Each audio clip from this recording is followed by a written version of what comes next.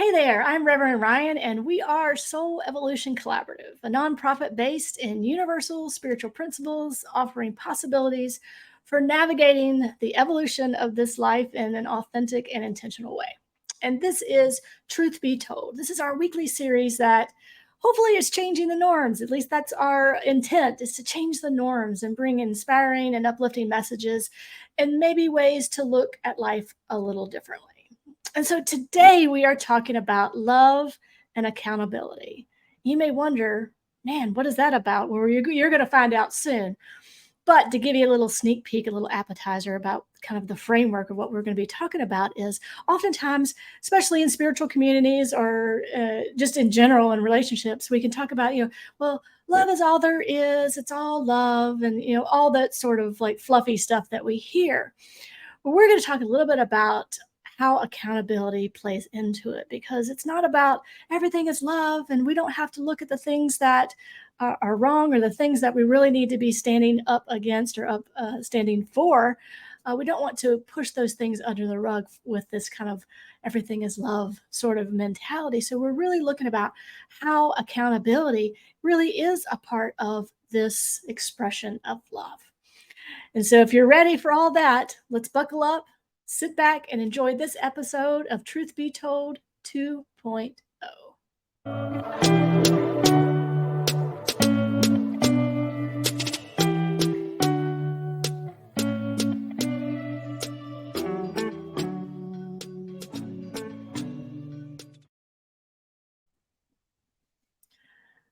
So even when I said that kind of that everything is love, sort of, that kind of, you had that kind of tone, it's all love, Yeah. Insert sarcastic tone. I felt a little like sacrilege in saying that, like who's going to get upset by me kind of sarcastically saying that. Yeah. And I don't do that to diminish like the actual impact of love and what that means. And I think that we often have very little understanding of what that actually means. And we're really just learning it as we go. Yeah. But I think that the thing that we want to address specifically is oftentimes that everything is love sort of phrase can be used when we're uncomfortable, when we don't want to address the things in our experience, when we don't want to maybe stand up for or stand against things that are definitely wrong and we need to address, are definitely ours to do, ours to speak out for. And I think we say, well, everything's just love anyway, or we're just all one, that sort of thing. And it kind of really diminishes like the thing that's in front of us. Yeah. Yep. So that's my take on it. But I'm wondering, like, how does it feel to you? That kind of, it's all love. Oh.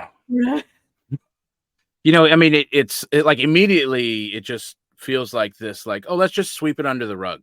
Yeah. That's what it feels like to me. Anytime I hear that, is like, let's sweep under the rug any of the stuff we don't really want to deal with or talk about or even like see, like, oh, it's not part of my experience, so like keep it over there, whatever.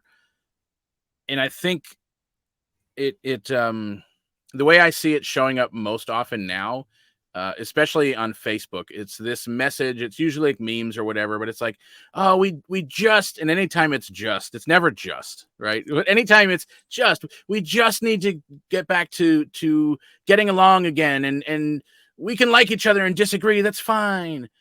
And I think that sentiment sounds nice. Yeah. But really what that means is, well, there was never a time when we all just got along. There's never been a time where we all got along. There certainly has been a lot of times where we just ignored everything.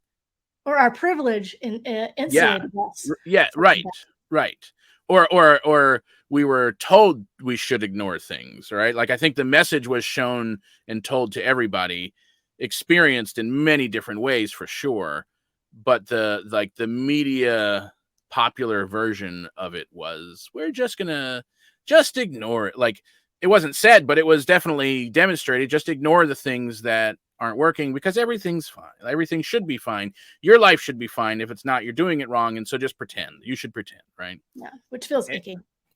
Yeah. Oh, super icky, right?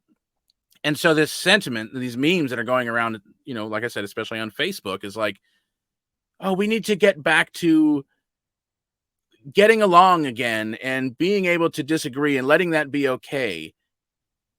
And yes, there are some things like, I think chocolate ice cream is better and you think vanilla is better or whatever. Like, sure, like who really cares? It doesn't really matter. But like, I hate trans people.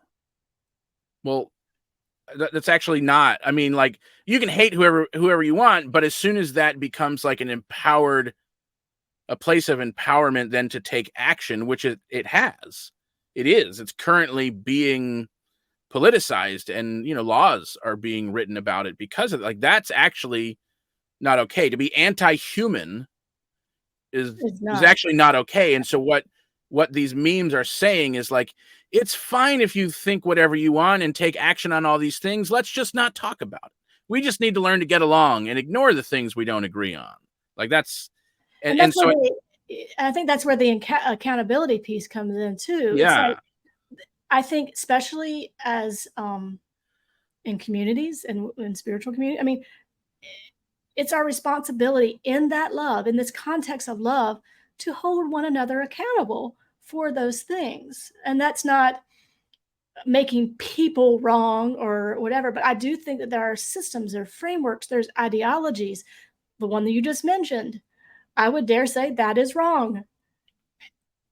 yeah, Right. And so yeah, I think that this idea of not being able, I think for some reason we're conditioned, especially in New Thought communities that I've been in, not so much in mainstream communities that I've been in, but in New Thought community, we're so afraid of saying something is wrong or saying, like, no, that actually isn't in alignment, or no, that actually isn't the truth, or no, yeah, that actually is wrong. And we need to begin to, like, yeah. right? Okay, obviously, we don't want to be an asshole about it, but but like, But there are some things.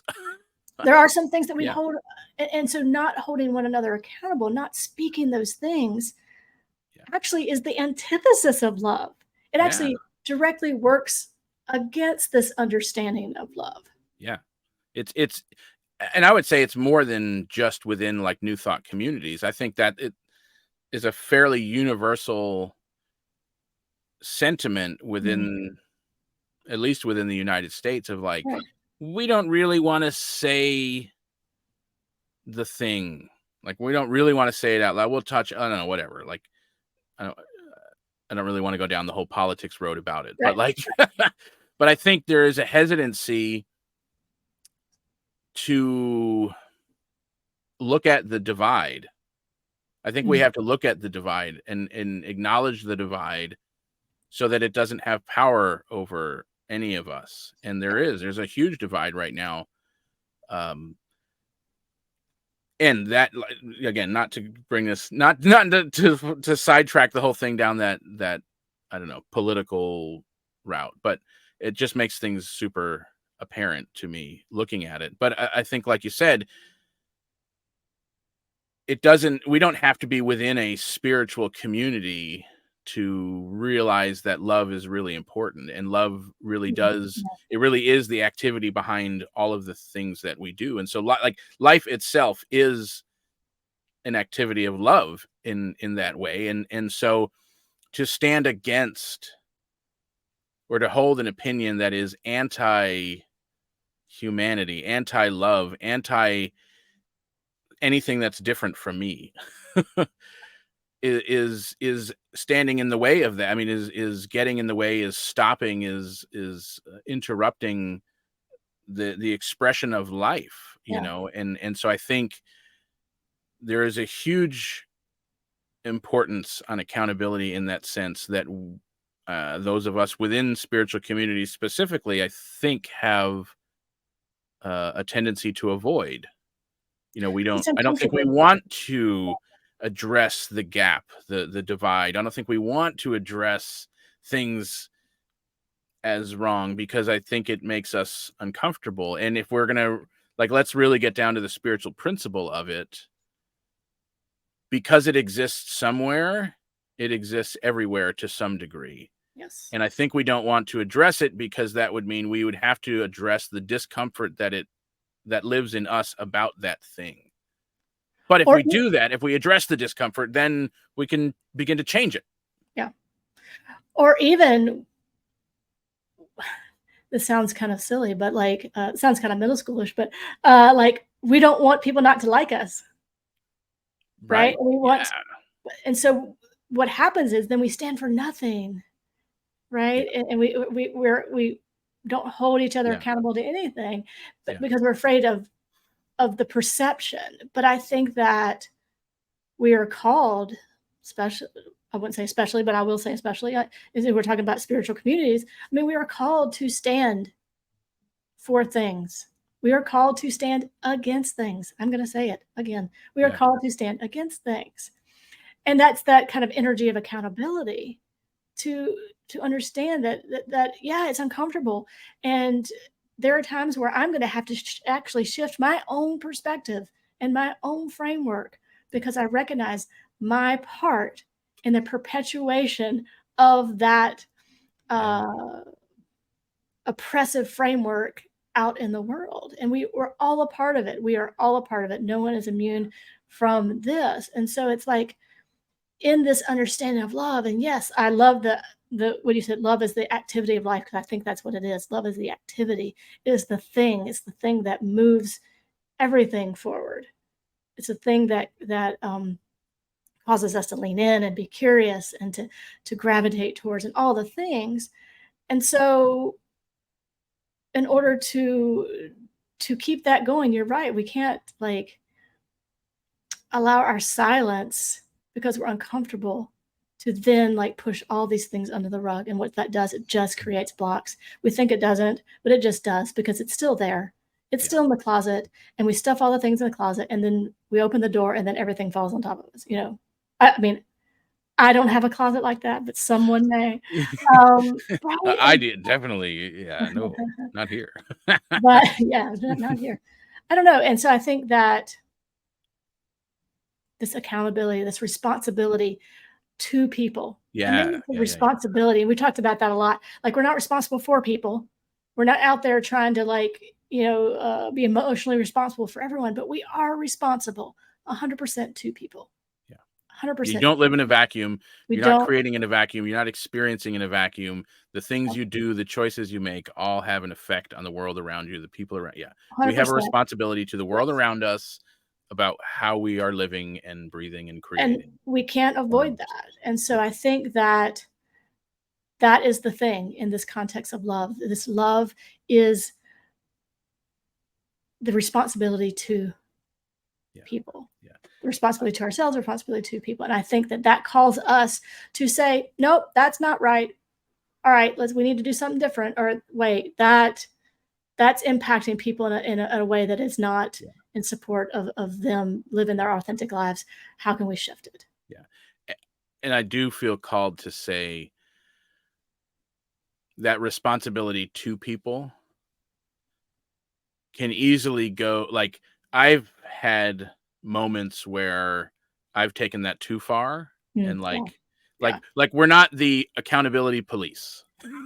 Right? Like, yeah, that's the other side of this too, is that our responsibility to others is also to make sure that we're showing up in a way that is kind, right? yeah, So kind doesn't always mean nice, but kind means appropriate and approaching with a loving intent. And so sometimes that can mean an uncomfortable conversation, yes, but it doesn't mean I get to be a dick about it. right, Right? Like, I think that's really what that comes down to, is like, because I have also been the recipient of individuals who have taken it upon themselves to dub themselves accountability police, and like right, that, like they go around looking, it seems, it appears as if they go around looking for situations to then try and hold others accountable and whatnot. So I think there is a balance of my responsibility to others is not just to recognize my impact on the world around me, and it's not just to recognize how love shows up, but it's also to then um not take that too far. Like, I think the pendulum can swing too far the other way, and so this is like that middle that The middle sweet spot. path. Yeah, the Yeah, sweet spot. Yeah, the sweet yeah, spot. Yeah, and I think it is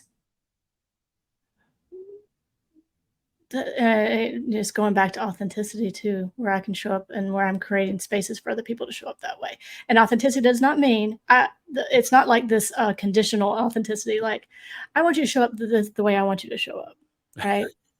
Because some people's authenticity, I'm like, wow, do better, people. yeah. But but that's my work too, right? Because if I really want to create spaces of love and accountability and authenticity, then I have to let that play out and what that may look like. Yeah, And yeah, that looks like some people doing things that I would not agree with. That's okay. That looks like having to have uh, uncomfortable conversations. That's okay. That yeah. caused me to have to be uncomfortable because I have to change. That's okay. And it's all within this context of Well, love and and I think a lot of accountability. that goes back to what we were talking about. Was that last week we were talking about like the destination, like the if when Yeah, yeah. spirituality, right? If the destination is perfection, and you do something that I take personally, or you show up in a way that is authentically you in the moment, that I then look at and go, like, wow, that's not your end destination Mhm. authentic self, which is a thing that I just totally made up in my mind. Right. What you Then think. Yeah, then I get to be offended because right. right, like I get to be offended because you didn't show up, you didn't do enough of your work, and it imposed on my space. Yeah. Whereas I think a more realistic version of authenticity is you are showing up authentically where you're at right now, and maybe that's going to cause harm in your experience, maybe it's not, maybe it's whatever. And if it does encroach on my space and my feelings and my opinions, and I do uh get offended by it, then authentically the thing to do for me is look at why that offends me. Mm. And Yep. you get to learn whatever you're going to learn, and I get to learn whatever I'm going to learn. And then if there's something that needs to be addressed between us, we can do that. But if authenticity is that end destination, perfect self, whatever, then there's not room for that. And how you're showing up is not authentic. You're showing up inauthentically because you're not whatever. And I get to be this judge on the pedestal about how you're being. And then, It's like a predetermined. I've already predetermined what yeah, your authenticity yeah, is. yeah, yeah. And so I think we also get to do that then in the scope of lovingly holding each other accountable, because accountability is also not that end destination, like judging, calling people out on, Yeah. hey, you're wrong. It's There may be, recognizing our impact. It's recognizing our yeah, impact yeah, right. And individually and collectively, recognizing that impact. I and think and that is so what. there are probably times where it means bringing that to someone's Mhm. attention in a way that is helpful. And I think that's the challenge in all of this, I would imagine, for most of us, is can we do that in a way that's helpful and not further harm, not creating further harm, not further widening the divide, Yeah. Yeah. um but in a healing way. And I think it is possible, and there have been a few moments where maybe I've seen that happen, but We're beginning to recognize it. more often than not, it's we get offended and jump in Yeah. to the divide with each other and duke it out. Um, And but that's it's the possible. fun part of it's the fun part of these conversations. Yeah, Obviously, in the short period of time, we're not going to solve all the problems, but it gets us thinking about a new way to see love, a new way to see accountability, a new way to see um, our impact on the world around us, our responsibility to the world around us. yeah, absolutely. Everybody take a deep breath. I know that's some conversation that pushes a few of my buttons and steps on a few of my toes too, but that's the call. It's the invitation sometimes to sit in the discomfort and to lean in and stay in it just as maybe a minute longer than you think you could. And on the other side, we can begin to see this understanding of love and accountability and responsibility to one another in a new hopefully refreshing way. So if you'd like to explore this conversation a little bit more, yes, let me tell you, there's so much more to be had around this conversation of love and accountability. You can join us on Thursday for the gathering at 7 p.m. Eastern. You can find all that information to sign up for that and receive the link for that on our website, soulevolutioncollaborative.org. We've got so many great events. I can't even name them all in this period of time, but just check out our website. There's something for everyone. So if we don't see you at any of those things, we will definitely see you back here next week at Truth Be Told 2.0.